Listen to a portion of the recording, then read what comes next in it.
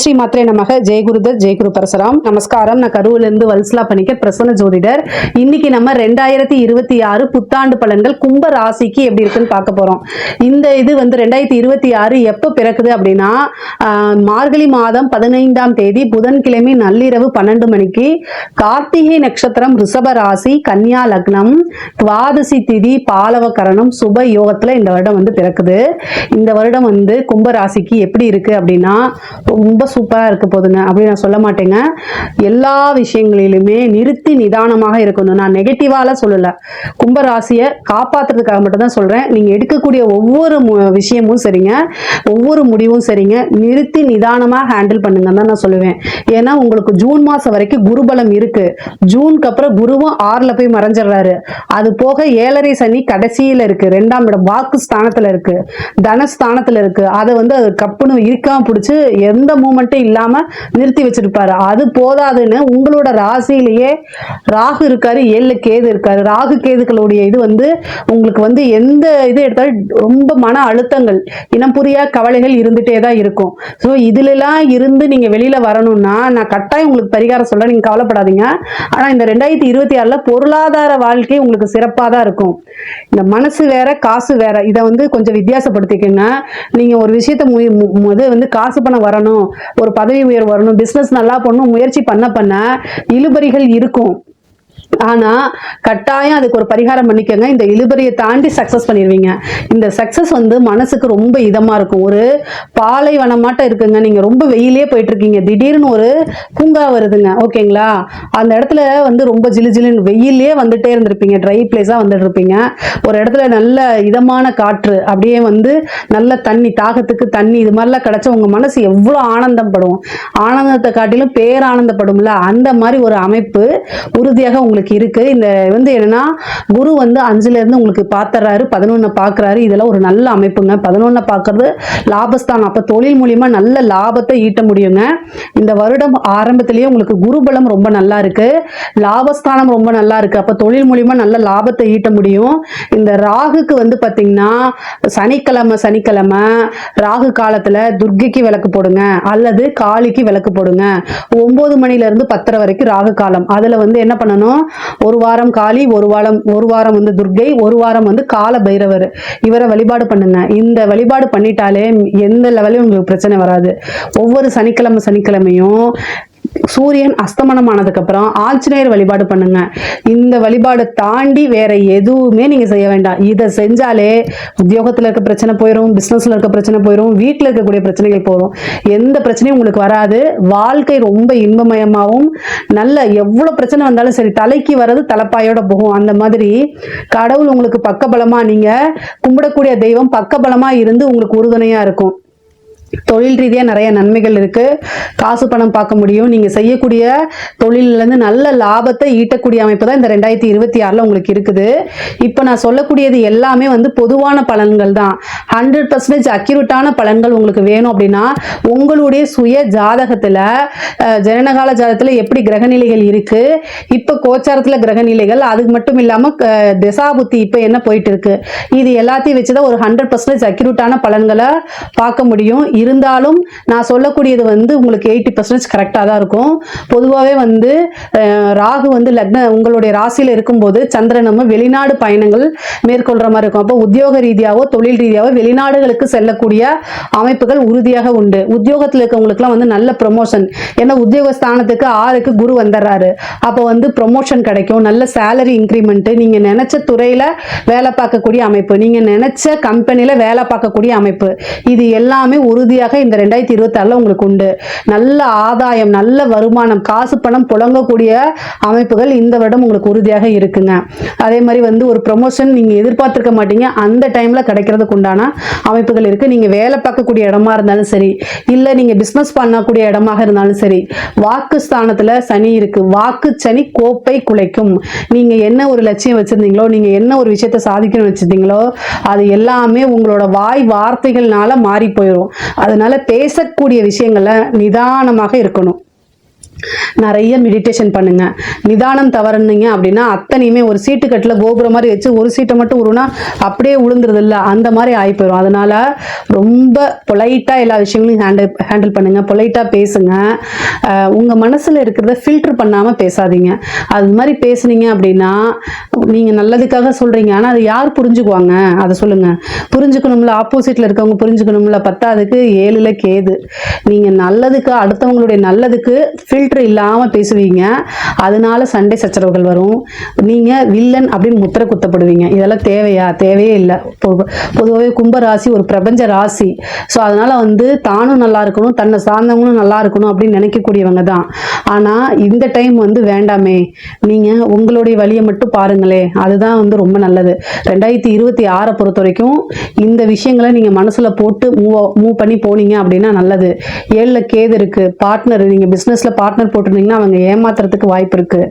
அல்லது நீங்கள் உங்களுடைய நண்பர்களால ஏமாற்றப்படுறது, மனதுக்கு பிடித்தவங்களால துரோகத்தை சந்திக்கிறது, இந்த மாதிரி விஷயங்களை நீங்கள் ஹேண்டில் பண்ணணும்.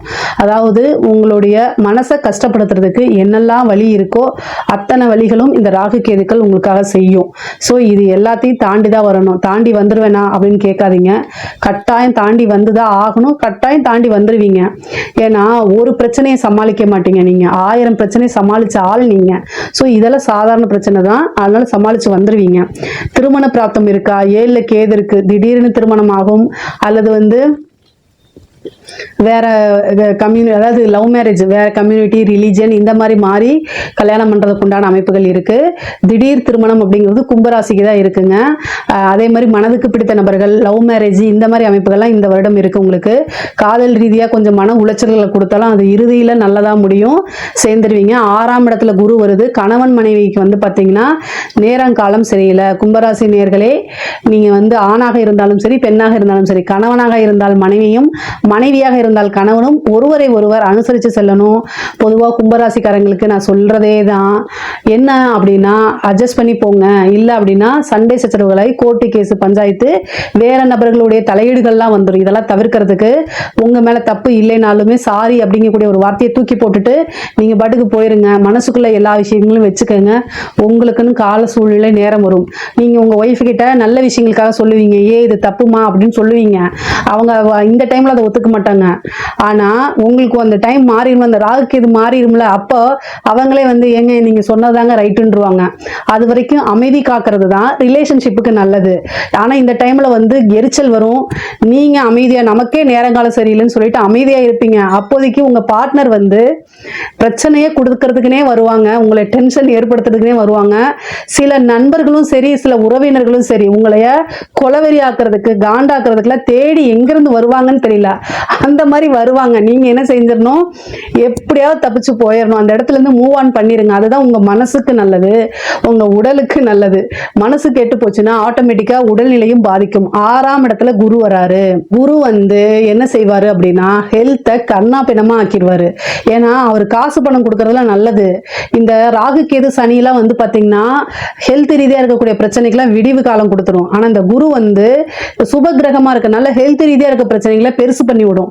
ஏன்னா அவங்களோட வேலையை வளர்க்கறது தான். ஸோ குரு என்ன பண்ணுவாரு, ஆருக்கு நோய் நொடியை கொடுத்துருவாரு. ஹெல்த் ரீதியா முக்கியமா பாத்தீங்கன்னா ஹார்ட் சம்பந்தப்பட்ட விஷயங்கள், அதே மாதிரி கிட்னி சம்பந்தப்பட்ட விஷயங்கள் எல்லாம் ரொம்ப கவனமாக இருங்க. நிறைய தண்ணி குடிங்க. யூரினரி இன்ஃபெக்ஷன் வரதுக்கு அமைப்புகள் இருக்கு.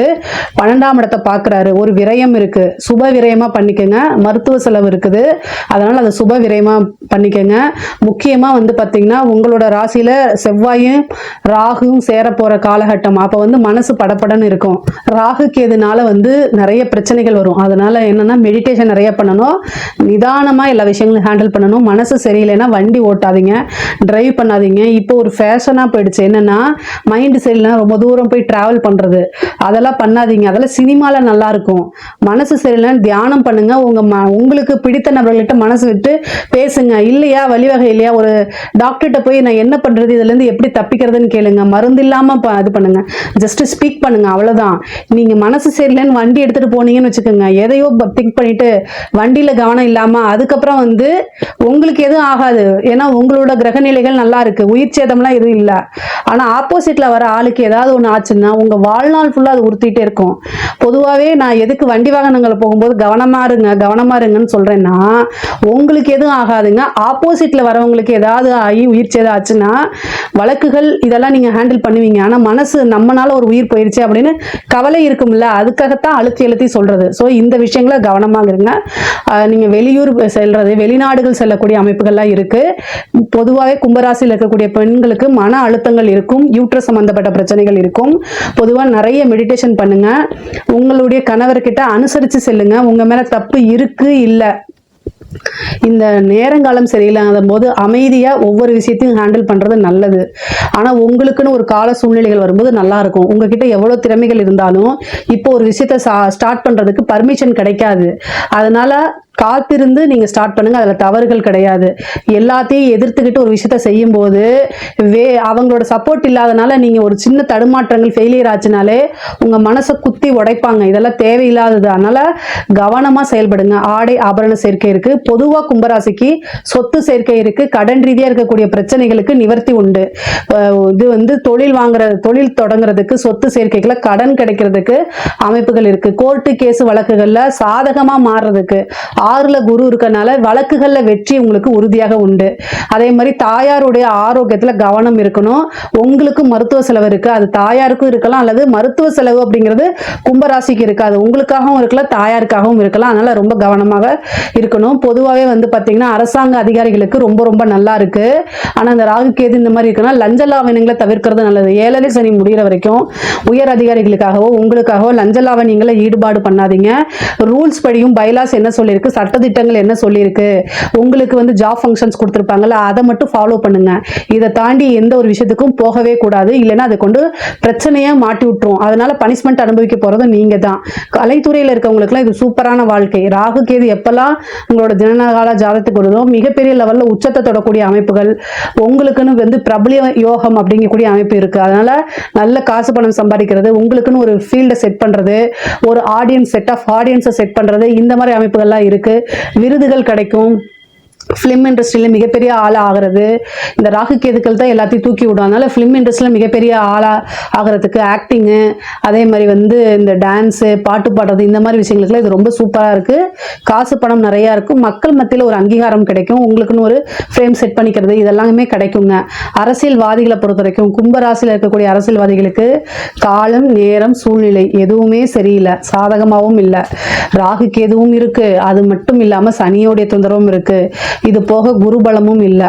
இதெல்லாம் உங்களைய கஷ்டப்படுத்துறதுக்கு நான் சொல்லலை. ஆனால் உங்களோட பதவிகளை தக்க வச்சுக்கணும் அப்படின்னா நல்ல பரிகாரங்கள், யாகங்கள், வேள்விகள், பூஜைகள், ஹோமங்கள் இதெல்லாம் செஞ்சுக்கோங்க. உங்களுக்கு தகுந்த மாதிரி உங்களுக்கு தேவைப்பட்டுச்சு அப்படின்னா என்னை கான்டாக்ட் பண்ணுங்க, கட்டாயம் நான் உங்களுக்கு செஞ்சு கொடுக்குறேன். ஆனால் உங்களோட பதவிகள்லாம் நீங்கள் வந்து வெற்றி பெறணும், எலெக்ஷனில் வெற்றி பெறணும், ஒரு நல்ல போஸ்டிங் போகணும், ஒரு நல்ல பதவி கிடைக்கணும் அப்படின்னா இப்போ கிரக நிலைகள் சரியில்லை. அதுக்கு தகுந்த மாதிரி உங்களோட ஜாதகத்துக்கு தகுந்த மாதிரி பரிகாரங்களை பண்ணிக்கிட்டா நீங்கள் ஜெயிக்க முடியுங்க. அதே மாதிரி வந்து சொத்து சேர்க்கை இருக்கு. இந்த இதுல வந்து என்னன்னா ஏதாவது ஒரு சொத்து விரயம் பண்ணணும்னு இருக்கு. அதனால ஏதாவது ஒரு விரயத்தை நீங்க பண்ணிருங்க. கடன் வாங்கியாவது ஒரு வீடு கட்டுறது. ஆனா 100 ரூபாய் உங்களோட வருமானம்னா 30 ரூபா தான் நீங்க கடன் வாங்கணும். இதை தாண்டி வாங்கி நீங்க லாக் ஆயிக்காதீங்க. ஹெல்த் ரிலேட்டடாகவும் நீங்க பார்த்துக்கணும். ஓரளவு வந்து பாத்தீங்கன்னா பொருளாதார வாழ்க்கை நல்லா இருக்கு. உறவுகளிடையே வந்து சுமூகமான உறவுகள் ஏற்படாது. அதாவது சகோதர வழியும் சரி, தாய் தந்தை வழியும் சரி, ரத்த சம்பந்தப்பட்ட உறவுகளிடையே மனக்கசப்பை உண்டு பண்ணும். ஆனா இது எல்லாமே சில காலம்தான், இதுவும் கடந்து போகும் தான். ஆனா பொருளாதார வாழ்க்கை நல்ல பேலன்ஸ்டா இருக்கு. அதனால கட்டாயம் நீங்க வந்து நினைச்ச விஷயங்கள் எல்லாத்தையுமே சாதிக்க முடியுங்க. இதுல ஏதாவது சந்தேகங்கள் இருக்கு அப்படின்னா கமெண்ட்ஸ்ல கேளுங்க, கட்டாயம் நான் ஆன்சர் பண்றேன். நம்மளுடைய சேனலை லைக் பண்ணுங்க, ஷேர் பண்ணுங்க, சப்ஸ்கிரைப் பண்ணுங்க.